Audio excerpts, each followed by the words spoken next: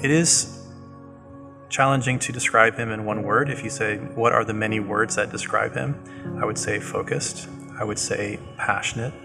His heart always burned for those who have never heard about Christ.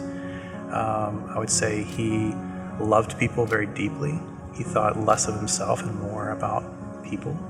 I would say he was someone who was willing to go the extra mile to make sure that someone had the chance to hear about the gospel.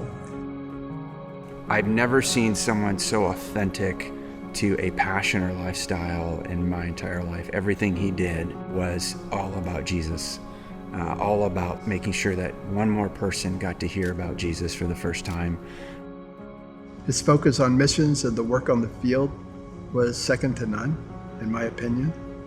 And so that's why I would say he's driven. Nothing took him away from that North Star. He could just go on and on and on. I actually tried to keep up with him one time. It made me sick, actually. But everything was always, about Jesus, about missions. He could go to a church and speak, and it would just set the church on fire. And I think when people experience that in the church, it benefits the entire church because their spiritual lives are being impacted in a very positive way. He's starting people on fire in the churches to invest their lives in God's kingdom. I first met him in 1994. It was at a Sunday evening at my church, and he's just this little Indian guy who got up and blew us away, basically. He talked about, walking with Christ, and talked about his book, The Coming Revolution in World Missions, back then. And I remember lining up to sponsor a missionary. And then I went to Bible college. I retired from the military, went to Bible college, and he came and spoke at one of our chapel services. And again, there's just that challenge to walk with Christ, and half the world's going to hell, and we need to reach them. They haven't even heard the name of Jesus Christ. Well, I was supporting a missionary, and I got a brochure in the mail that said, "Is your goals and dreams and ambitions worth 1 million souls?" And through that process, my wife and I came on staff. That was 1999. Been here ever since. I think the thing that was amazing about him in some ways was just down to earth.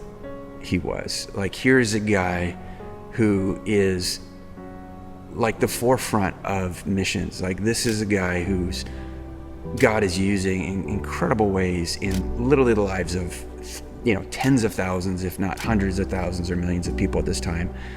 And he just pulls up a chair and starts talking to us like he's nobody. And that was just his way. He was just tremendously humble. Yeah, I've traveled with him on the field on numerous occasions, and I've seen him interacting with different people. I was just really blessed by how much love and compassion he had, especially for our staff and our workers there. Like anyone that actually knew him or walked with him or served with him, these are the things that defined him day to day, whether you were with him or not with him. What he was in public, he was the same at home. And so, being focused, being passionate for those who have never heard about Christ, loving people, in keeping his mind on eternal things. He was a very charismatic speaker, but also he was so filled with grace. And I don't know if people, if you just read his books or saw him speak, you felt the power, the passion. There was so much more than that.